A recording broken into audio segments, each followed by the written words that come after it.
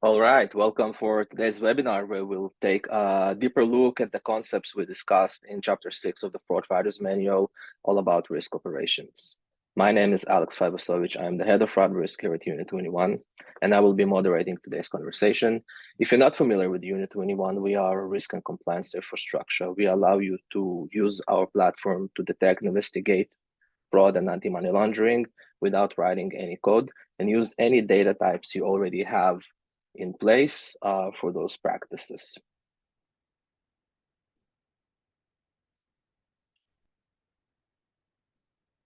So why are we here today? For those of you who are not familiar with the Fraud Fighters Manual, we released the Fraud Fighters Manual about 6 months ago. And the reason we did it is because we feel like fraud is often a taboo subject in financial institutions. Some will even call it the F word. Not too many people willing to discuss it, not too many people willing to share light on it. And we feel like fraud fighters quite often being isolated and fighting fraud alone. We wanted to change that, and that's why we created a book that everybody can relate to. If you are a founder, a CEO of a company, if you're a product person, if you're a marketing person, there is something in this book for you. The Fraud Fighter Manual is a 6-chapter book. It goes across 166 pages, where we partner with several other companies, our partners, to write this book together to provide a very comprehensive approach and really good notes on how to fight fraud. And in today's session, we will be doing deep dive on chapter 6, which is risk operations and best practices.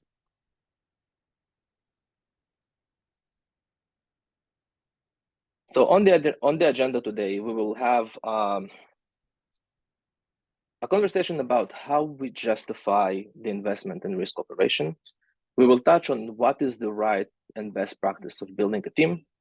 We will touch on cross-department collaboration and what is an effective way to achieve that. And we will touch on performance metrics and what are the right metrics for your organization to measure. After those topics, we will be sharing some closing thoughts, and then we will open it up for a Q&A.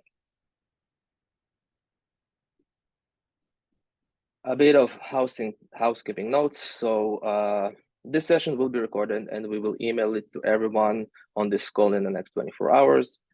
Second of all, we will host a Q&A after we talk about the 4 topics. So please, if you have any questions, use the Q&A button at the bottom of your screen, submit any questions, and we will do our best to address them all.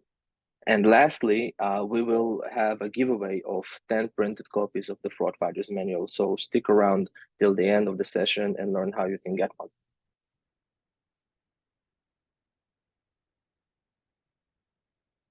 So now we got that all out of the way, let's begin. And thank you again for joining for us today. And let's get started by introducing our speakers.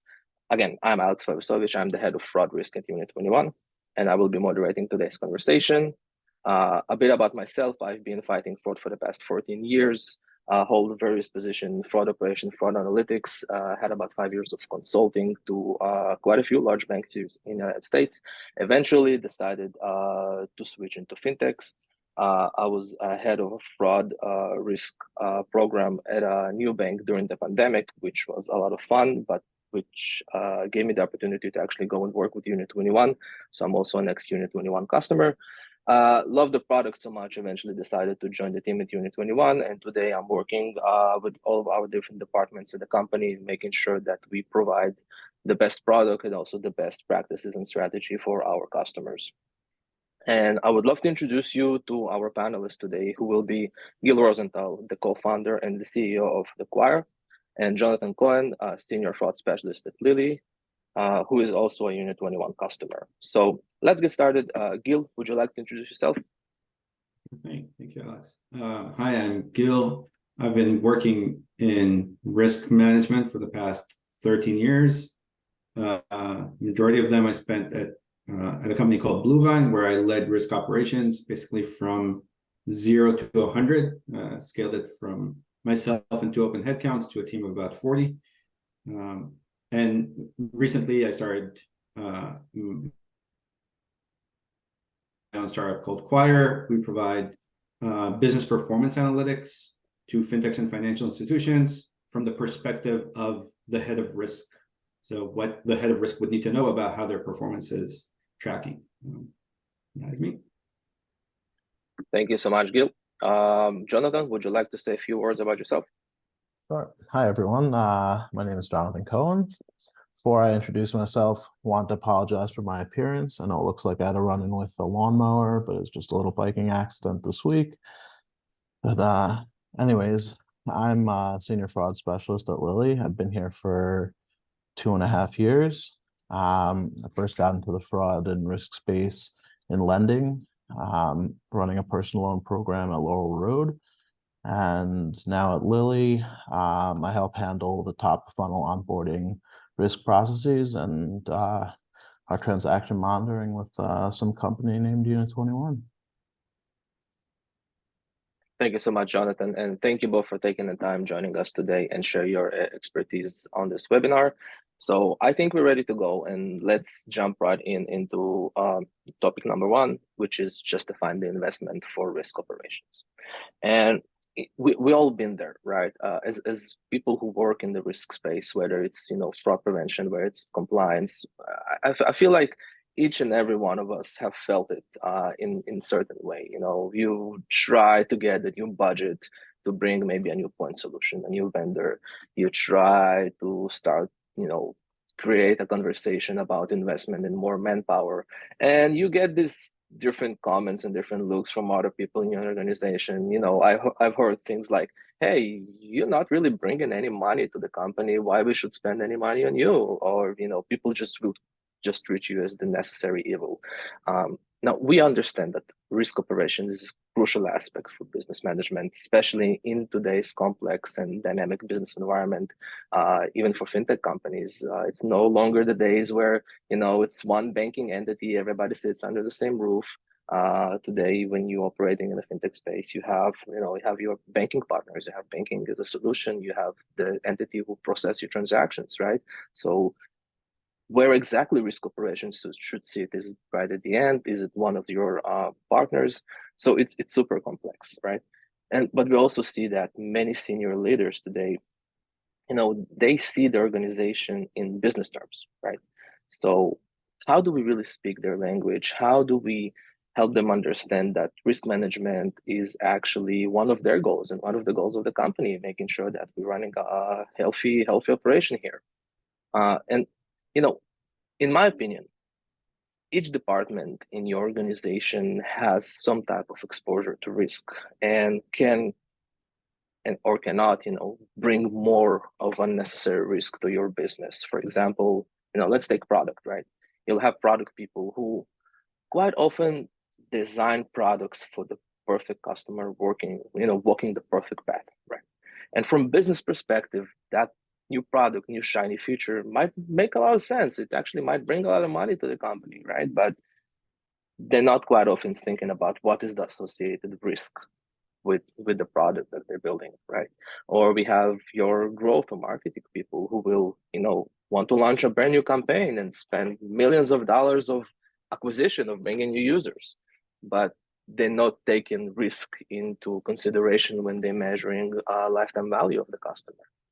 And I think it's important to have a list of priorities and needs when you start conversation around justifying the investment. You cannot just bang on the table and say, "Hey, I want $5 million and I will bring 5-point solutions. I will bring a vendor. I will bring 20 people to my team." You need to have a certain priority, and you need to understand it's not black and white. You will have to do some give and take. You will have to negotiate, but really make sure that you know your top 2, top 3 things that really important to you to get the job done. Things that are on top of your priority, and that you can really go and explain to other people in your organization how the impact of those things would be, both in a short term but also in a long term. It's much easier to get the buy-in when there is a lot of clarity around what you're asking for, and just asking for money. But in general, if you help the leaders of your organization to tie their OKRs and their goals to your needs, and help them understand that they also have part in the general risk management of the company, I think it leads to much easier negotiation of whether or not or how much you should invest in risk operation. But that's my opinion. Gil, I would love to hear some of your thoughts on this subject. So first, I agree with pretty much everything you said, Alex. I think creating the business case is crucial, and speaking in business terms to your counterparts or to your bosses is crucial in order to get that across. The one thing I would add to this approach is that some of this is also in a way about marketing and positioning yourself, right? And when it comes to the marketing and positioning, one thing I try to keep in mind is that a lot of times leaders, and I think Alex, you mentioned this earlier in the conversation, leaders don't really look at RiskOps as something that they should be investing in because they have biases against RiskOps. They see us as gatekeepers, and that we're business hindering teams. We're taking away from the business instead of helping the business. And a part of what we need to show them is that RiskOps is beneficial and even critical to sustainable growth. For our business to continue growing, RiskOps is actually very, very helpful to that effort. And that ties to a few talking points I want to share with people. So if it comes to marketing, helps to know what talking points usually land well. So I have 4 of those that I used quite commonly. The first one is that a RiskOps team is your combination of last line of defense and first responders, right? So if there's an event, if something really bad happens, there's a fraud attack, there's much higher losses than expected, the data suddenly look all wrong, something is happening with your customers, you need the team that has the expertise and the ability to jump in there and figure out what's going on and address it very, very quickly. And that is at its heart what a RiskOps team knows how to do. And that adds critical value to the company because you never know what is going to happen and when something is going to hit you. So having some of that capacity is critical. Another talking point that I found useful is that a RiskOps team actually creates growth flexibility. So it allows you to test and to expand in a controlled way. You can send more things to a more dedicated, specialized manual review. You can track how things are progressing very easily and very quickly. It builds on those capabilities to basically help improve what you're doing, refine what you're doing, get yourself better.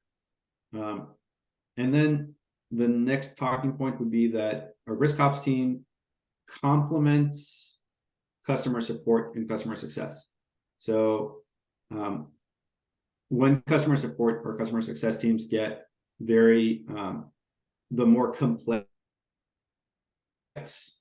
requests or asks or disputes or questions from your customers, they might not have the time or the resources or the know-how to investigate those in full. A good RiskOps team working in collaboration with them can help take those off their plate, investigate, give them back answers, and even help connect that to your product team or engineering team to help resolve it after the fact, so that what happened to one customer and created a bad customer experience will not happen to 500 more next week. And then the last thing that I think helps sell a RiskOps team is focusing on how it adds subject matter expertise in-house. By building a RiskOps team, you're becoming more of an expert in the decisioning that you're making. You're relying less on external capabilities by tools and vendors and data providers, and you're building your own capabilities up, including your the variety of expertise. So if you have a members team that includes one person that has some payment experience and one person that has some banking experience, suddenly you have people that have seen different things and know how to react to them, and you become smarter by it. So those are the talking points I've used that seem to work well. That is awesome. I really love especially your first point about making sure the company really understand what the resources we need to react when emergency happens. I also think it's a great way to open a conversation, right? Because if you can in a clear way present all the different worst case scenarios associated with risk, and you can present clear idea or strategy of this is the resources we need to handle those scenarios. You might not get 100% of what you're asking for, but this is a good starting point for the other leaders in your company to understand how critical it is to involve risk operation in the day-to-day management of the company. Thank you so much for that, Gil. Jonathan, do you have anything to add on that subject? Yeah, for sure. I think like you were just saying, I think that when you're growing your risk ops team, it has to be a continuous, ongoing conversation. And they say Rome wasn't built in a day. Your risk ops team is something that you're going to have to build slowly over time. And so it's going to take sometimes some politicking, a little persistence, but you start with your must-haves and lay a solid foundation and build from there. I think that it's important to emphasize that having a risk ops team is has a real trickle-down effect that improves the day-to-day jobs of everybody around you, from customer support to operations, compliance. There's really no team that doesn't benefit from having a strong risk ops team, and that needs to be conveyed to upper management. Bad customers lead to an uptick in disputes, clog up customer service channels, require filing of more SARs, generally create more work, more churn downstream for everyone on your team. So this label that we're given of being the gatekeepers, like you said, Gil, we get this reputation of being too heavy-handed and who are keeping out and impeding growth. But that's why I think also when we go to present and say why you need to add to your team in the various ways, whether it's adding in systems or adding in team members, that you need to have data to back you up. You need to have clear, concise and realistic projections, KPIs, and data that will show how is this person going to affect us and improve our the risk ops micro level, and then how it's going to improve the company as a whole as well. Yeah, I think it makes a lot of sense, especially if we, participating in the never-ending game of automation versus, manual reviews. Because you can say, okay, if we bring in another person and he will be busy with manual reviews on a company level, what it improves, right? Because if a person is more engaged, for example, with onboarding, then we actually faster to onboard more customers, right? If we have more people who do ongoing transaction monitoring, then we can clear the cases faster, and this, at the end of the day, that's create a better service for our customers. Thank you so much for that, Jonathan. And I think it's a great way for us to move to the second topic of the webinar today, which is building the team. And I want to go to chapter 6 in the book. And for those of you who've seen my copy of the Fraud Fighters Manual, it's all covered with notes and markers. But really, there's one line in chapter 6 that I really like, and I will quote it right now. To build a team effectively, you need first to know what the key functions are most important for your organization needs. And I think this is a great quote, because at the end of the day, when we hire people, those people should serve a purpose, right? Those people need to be aligned with where the company is growing, at what stage, and what is the focus of the company right now? How fast or how slow are we scaling? Where do we want to be in 2 quarters and 3 quarters and 4 quarters? And I think all of those things are really matter when you're thinking about which type of person should I hire. Is it more, and we have here some example. I think you can see on the screen. You can be the KYC, ML, or EDD person, or maybe somebody who expertise in ongoing transaction monitoring or sanction screening. Maybe you need help on the analytical side of things. People who will be in the background do the analytics and provide support for the operations. So many different people have many different roles in risk ops and compliance.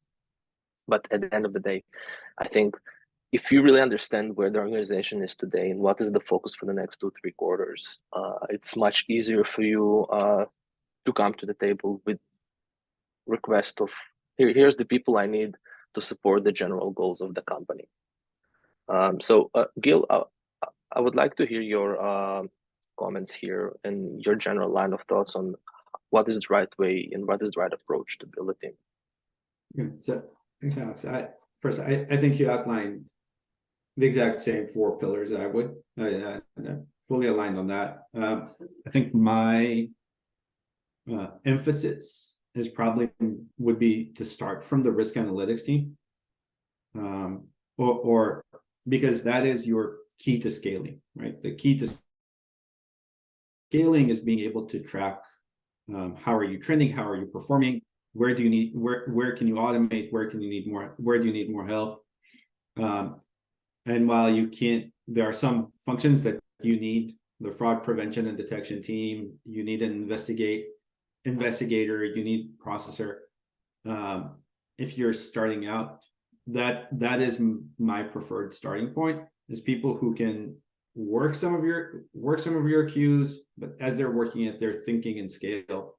They're thinking towards automation and towards structured data, right? Which is key to success in our business and in these times of like do more with less. RiskOps. The other point I'd love to make is to talk about the composition of the team. So if you're talking about the pillars, what does those mean? The way I look at this is that we need 4 types of people to help to map into these basically pillars. One type is operators, right? Like these are fast-moving processors who can resolve customer-specific issues at high speed, right? Like they hit your cues. They move and move and move and move. Not necessarily the most experienced, not necessarily the most sophisticated people on your team, but they ground out the work. And they are critical when you have a fire drill or when you have a different type of issue that requires very quick resolution.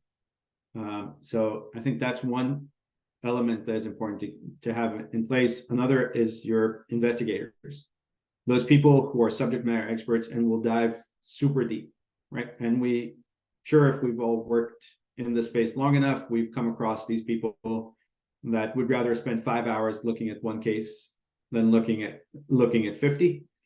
And they want to go down the rabbit hole and they want to figure it out to the end of it, right? Like every single piece of it, but they come back with the most valuable insights for you, right? And they understand your system and your fraud and your risks to a very, very high degree. Next group are the analysts, the data forward and business forward individuals who will help the team scale and collaborate better with the rest of the organization. I've talked about that a bit a minute ago. And then you have your managers and leaders, right? People who set goals and directions, who can initiate and execute larger scale projects, right? And if you need to serve as the only person doing any of these functions, you will very quickly get overwhelmed, right? So try and have multiple resources on the team, and it can be the same same person can do 2 or 3 of these things, then you need a smaller team. But try and have multiple people that can do multiple things. Yeah, that makes a lot of sense. And you know, I always say that there is something special about our industry, and I would say it's because all of the people are so passionate about what they're doing, right? So and we see it quite often. You might hire somebody to be an operator to do, you know, the RiskOps, work the queue, but you can see that they are investigator at heart. This is a person who wants to go down the rabbit hole. This is a person who wants to do those deep dives and really understand what's going on. So also for the leaders out there who listen for us, don't be shy into switching and changing and promoting your people, and really see who is the right person in the right position. Because at the end of the day, I think if you allow the person to do not only what they're was hired to do, but what they're actually best at, it will bring a lot of benefit to your organization. So thank you so much for that, Gil. And another thing to keep in mind is automation, and it's a tricky subject. But you know, if we are still a small company and you know we're just you know scaling and growing, we need to realize and we need to understand that some of the processes, some of the controls we have today, some of the manual work that's being done today, it won't hold at a scale, right? And you always must revise and improve your internal operation policies and automate as much as you can, either just by improving, you know, internal communication and internal work policies, or by using more sophisticated tools and vendors and point solutions. Jonathan, you are on the front lines every day, and I'm wondering how big of a part does operation play in your day-to-day work? Oh, I would say it's a very big part. I think that when you're talking about team composition and automation, these things end up becoming fairly intertwined. You know, when you're building out one's team, when someone's building out their team, you know, they have to ask themselves, okay, what do we need team members here to do? What processes can we automate? Can we automate certain decisions? Do we need to put in manual reviews, you know, at different points? Are there thresholds that we want, you know, as part of our risk appetite? These are all questions that you have to answer for yourself. And so ultimately, if I could give my 2 cents about rule composition, about team composition when it comes to and utilizing automation, I think you have to have people with certain traits in particular, people with good instincts that are efficient, diligent, and really flexible and agile. I think is really the key to you know to making it all work. You know, the modes of fraud change, you know, fairly regularly. You know, our targets are really constantly moving. And so having people on your team with the ability to think on their feet is really imperative. I think that having, you know, a leader who is, you know, who is dealing with upper management and sets clear goals and expectations is really important. Having, you know, good players on your team, you know, is vitally important. Just take a look at the New England Patriots. You know, they have maybe the greatest coach of all time, but without any players, they're trash. You know, there's having so game plan, you know, everything is interconnected. Having strong leadership, having good, you know, having strong people on your team to do the legwork, to do, you know, to jump down the rabbit hole. You know, that stuff is all important. And then having the overall game plan where you figure out where the automations need to come in, because nobody can do everything manually and nobody can do everything automated either. So finding that balance is really, really important.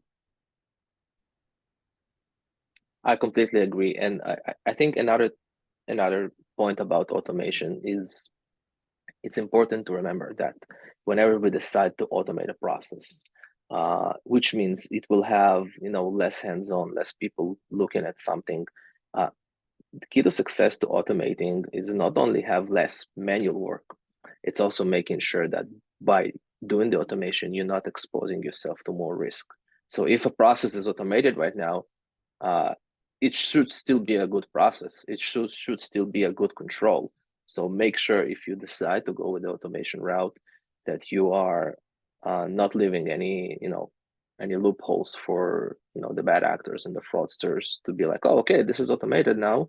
I can probably do go between the lines and execute fraud. So yeah, thank you for that, Jonathan. And that brings us right to the next topic, which is cross-departmental collaboration. And collaboration is, we understand it's essential, and it's the key to success for risk management, but it can be challenging to achieve that to different priorities, different resources, and different even communication styles between different companies, between different departments within the company. And I think a good way to start conversation about collaboration is to realize that our day-to-day might look different. Our day-to-day priorities are not aligned, but at the end of the day, we work for the same company. We have the same goals. We're here to achieve the same success, and this is a great way to to bring people to sit together and see how we can help each other. I always say, I used to say when I was working in a fintech, I'm the designated driver. I'm not here to ruin the party. I'm just here to making sure that everybody gets home safe. And it was a great way to open a conversation. And as much as risk leaders, we need to share visibility to risk. We need to help other departments understand where they can be exposed to risk, where they can be exposed to elements that they might not even think about when they develop their tools, their features, their processes. So when other departments are mindful about risk, I think they can actually improve their own OKRs and improve their own delivery just by being risk-minded about certain things. Gil, would love to hear your take on this. Yeah, so I think this is critical. Like, cross-department collaboration is key to a successful company, right? Because if everyone is pulling in different directions, you end up not moving at all, right? And if everyone's pulling in the same direction, you have forward momentum. I think from my perspective,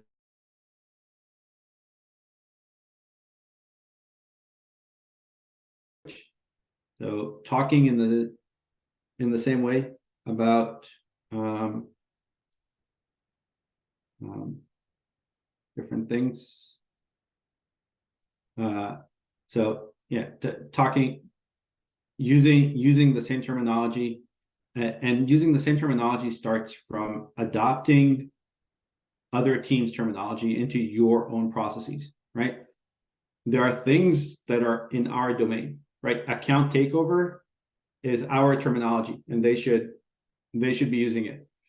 But average revenue per user, for example, as a metric that you're looking at, or NPS and customer experience, or you need to use their terms to be aligned with them. The next point is shared source of truth. So whatever underlying table everyone is measuring the company performance based off of, and everyone checking against, needs to be the same tables, right? Don't have your own database and they have their own database and everyone is using different things, and then you never agree on the same metrics. To some of you, that might sound like insane, and to some of you, that might sound very, very familiar. I can tell you I've seen this happen firsthand. It creates massive arguments between the teams because you just don't agree on what the actual facts are, right? So starting by making sure everyone is looking at the same facts and understanding them the same way is very, very important. The next part is having shared goals, not just if possible, like you always want to have aligned goals, meaning one team isn't asked to do something that another team is trying to prevent. But if you can, try and have shared goals, meaning both teams trying to achieve the same thing and working towards it together. And that really, really improves collaboration, because you have to work together in order to reach those goals. And then the last point is about being open to feedback, right? And that has to happen in both directions. But you need to be able to listen. You need to be able to hear what other teams are saying you are doing wrong or you are hurting them at, right? And show them that you are willing to make changes and to address it in different ways. And by you showing that, that gives you then the credit to hold them accountable, to tell them where they are not living up to your expectations, where you need them to act differently. And that helps in both directions. I agree. I think holding each other, accountable and really be open to feedback, it's the key to success. At the end of the day, we are working towards the same goal. Jonathan, I'm curious to know, and don't disclose anything you're not supposed to disclose, but how you and your team at Lilly are collaborating with other departments within the company. I'll try not to share too many secrets. No, I think that really one of the most important things to do when you're talking about collaborating with other teams is to set up weekly or bi-weekly, designated cadences, meetings, whatever you want to call it. Especially, within your company, for like third-party vendors for sure, but within your own company, I think it's vital. We have meetings with compliance, with ops, with CS, with data, with growth every week to go over various topics. And sometimes you'll have more to discuss in one meeting and less to discuss in another, and that's fine. But keeping the lines of communication open on a constant basis is vital.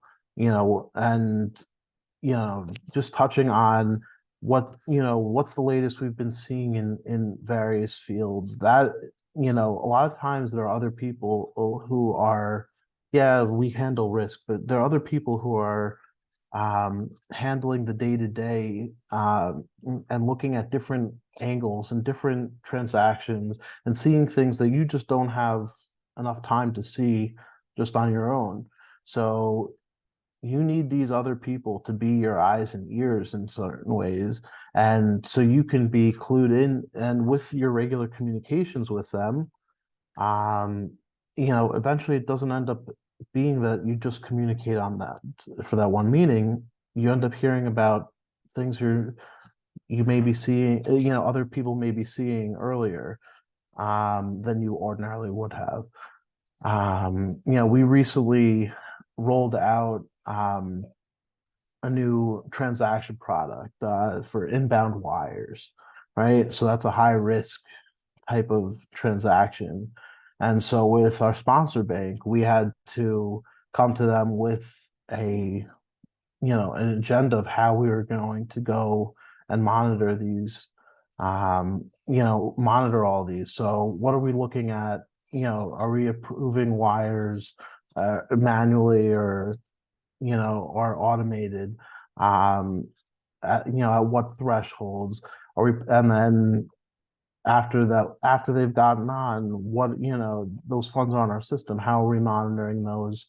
So we had to deal with our ops team and having people who aren't on risk on the risk team per se, sitting there and actively involved in this very risk related topic. So having that kind of having that collaboration and insight from other teams will only end up being more beneficial to your entire organization. Yeah, that makes a lot of sense. And I think we can jump to topic number 4, which is pretty much, after we've done all that, how we actually measure performance, right? So, and with performance metrics, there's so many different ways you can, measure how good or how efficient your team is operating.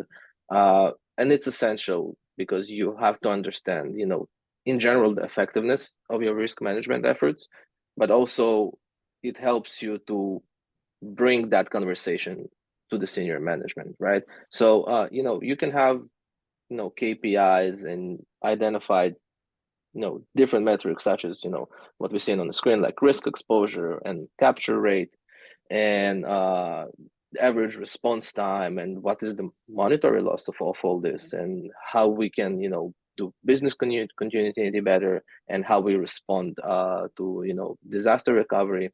So many different ways. But I think what's important here is that whatever you're measuring, and it could be anything, it has to be important for the company.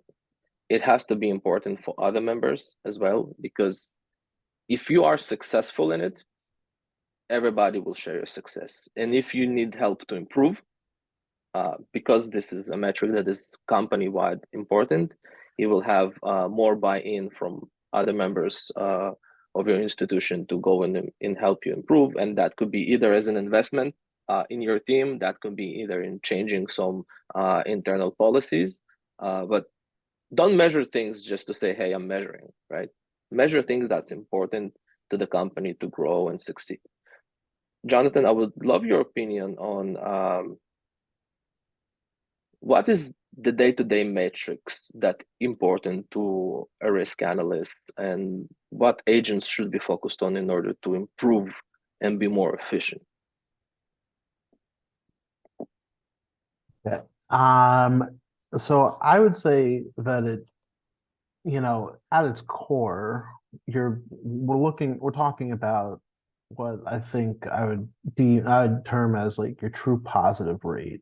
Ultimately, as a risk analyst, we have to be at our core, we have to be data driven, and we have to always be looking at how do we improve our true positive rate? How do we get our systems to be more efficient? That is triggering on the right, cluing us into the bad activity that we need to be included in.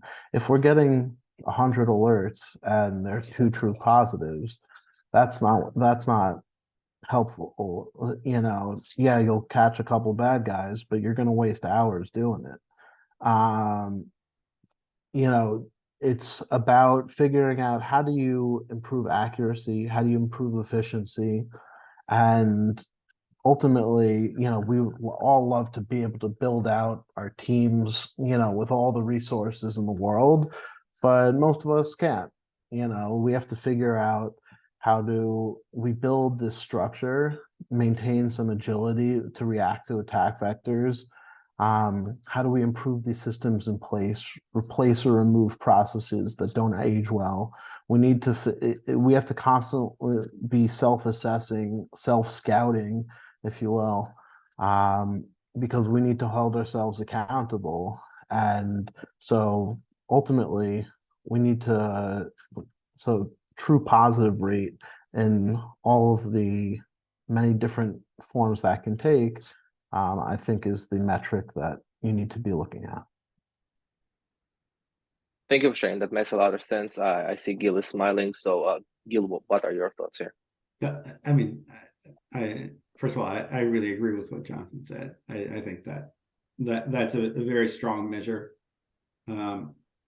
Just to make the distinction, that I think usually when we're talking about performance metrics, there's 2 different types. There's the ones that are the company sets for you, and there's the one that you are tracking for yourself as part of improving.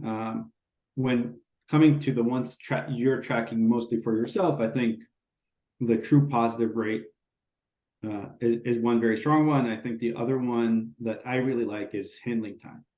So understanding what is the team's different handling time for different types of tasks allows you to track a lot of different things very well. It allows you to identify which tasks are very, very easy and super simple, and that makes them the strongest candidates for automating or for removing from your team's plate.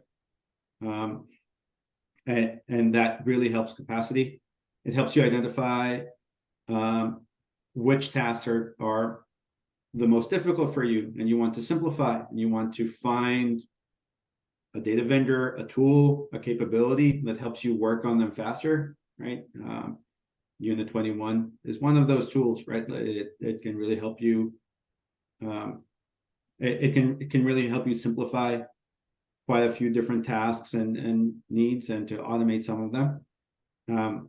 I think the other thing it helps you is to track different team members across each other. It can help you track how are you doing over time. So it's a good efficiency metric, but you can learn a lot from it about your automation candidates and where should you be investing your efforts.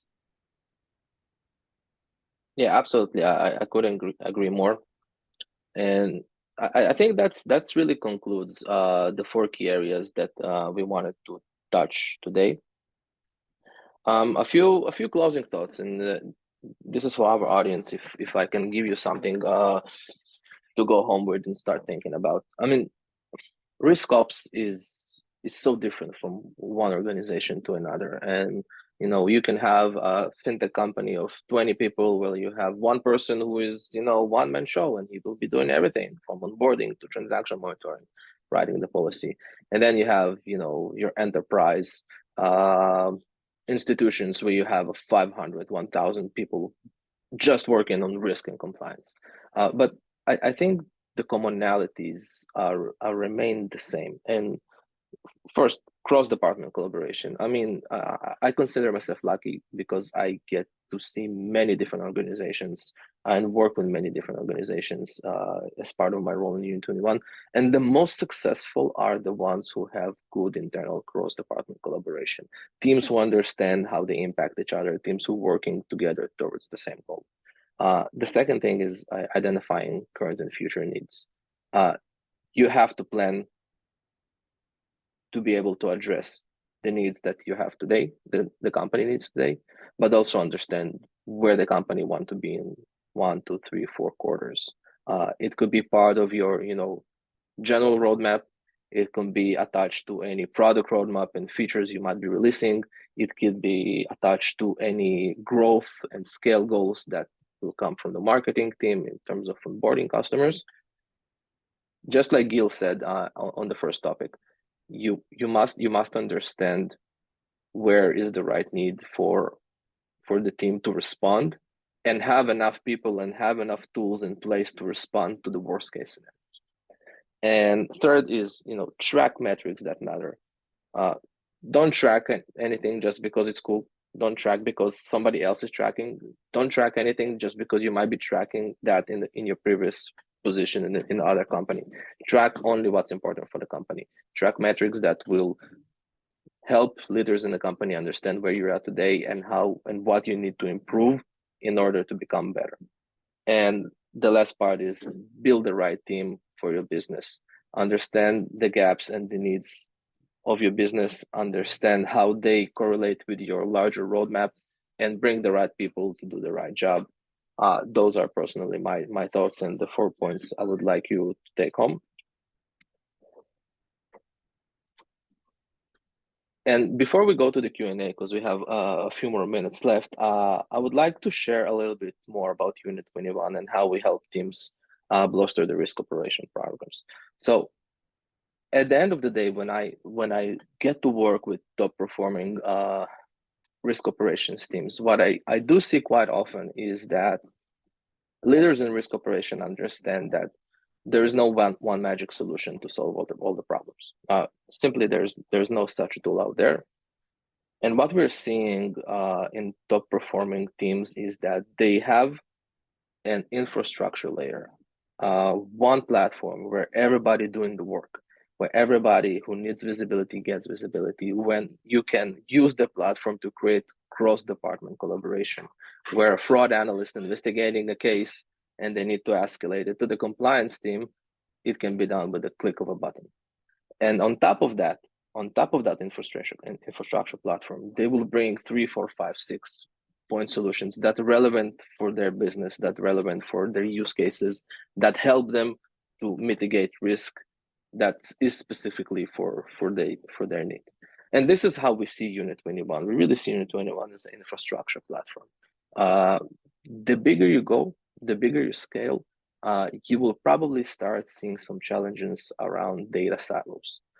Because you ingest data, you keep gathering data. The bigger you grow, the more data you have. How do you make sure that this data is available for the right people and is being used by the right people?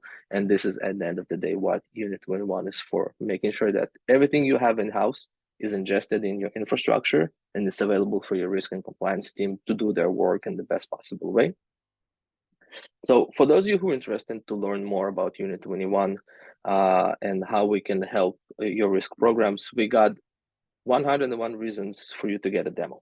So if you schedule a demo with us by November 30th, we'll actually give you $101 of an Amazon gift card and for you to spend on the holidays or whatever else you need. So we will happy to demonstrate our product capabilities to you.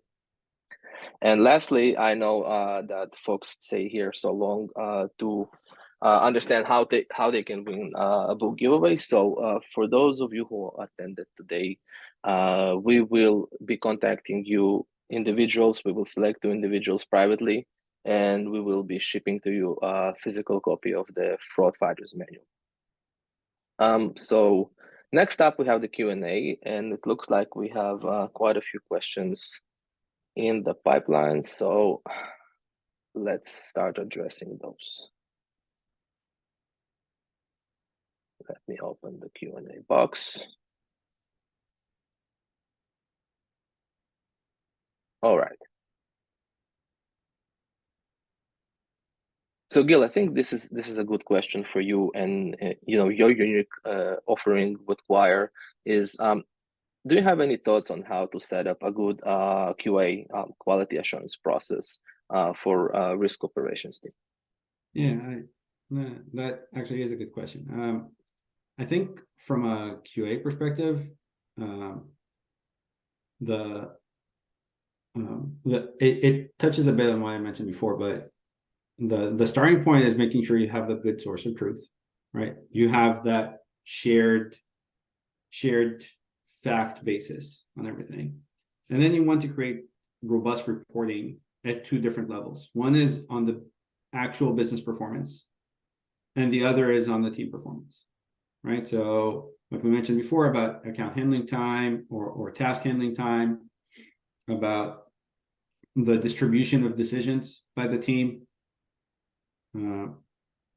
but also how are you tracking to a very wide variety of business performance metrics, not just the ones you're being measured by externally, but also ones you want to hold yourself accountable to.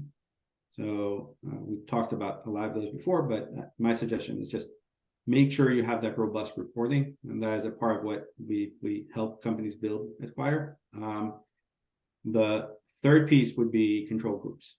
So control groups a lot of times would be the random cases that you provide a default handling to, but it can also be alternatively a case that you send to 2 different investigators to look at separately, and you see if they're aligned on them. It can be cases that you're doing secondary reviews on, but find different ways to have a control group and see the quality of decisions and the quality of the work process compared to your expectations. That is awesome. Thank you. Thank you so much, Gil. Another question I see from the audience is how best can risk operations be separated from risk strategy? That's a great question, and it actually goes back to what is the right way building the team. And think about it that way. I mean, at the end of the day, your risk strategy team is responsible for assessing all the different risk exposure you have at the company and then building the right policies to address those gaps that you find. But if you don't have risk operations, no one will execute those policies. So having policies is amazing. Having, write a document about what are the needed controls to address any gaps in our risk assessment is great, but you need to have boots on the ground. And I think that is the best way that risk operations can be separated from risk strategy. When you define your risk strategy, one great way to achieve that separation is just give an assessment of, okay, what is the manpower, what are the tools that we need in order to actually execute the strategy we came up with. And another question is how to manage the feelings of neglect of the risk ops by the business, especially feelings among new folks in risk operations. Jonathan, you want to take that? Sure. Okay, so feelings of neglect. So I think that when it comes to, I think that it's very easy for people on the risk ops teams to feel like we're getting, we get, a bad reputation, we get a raw deal. But I think that ultimately, as Gil's alluded to, we have to have, if you're working with that source of truth, that and everybody's on the same page, and you keep on hammering them with real good data, and you have the evidence to support your, your claims, you're going to end up getting through to them eventually. At a certain point, sometimes it just takes a little persistence, but at a certain point, you can present the data, and if the company decides that they want to have a much larger risk appetite, there's only so much that you can do. But keep spitting truths, and eventually I think, I like to think that most of the time it ends up getting through, just sometimes may take a little while. That's a great point. Thank you so much, Jonathan. And we are almost at time, 1 minute left. So I would like to thank our panelists. Thank you, Gil. Thank you, Jonathan. Thank you for sharing the insights. And to thank our audience, thank you for taking the time joining us today. If you want to learn more about Unit21, just go to unit21.ai. We have a lot of cool material out there, and we will see you in the next webinar. Thank you so much.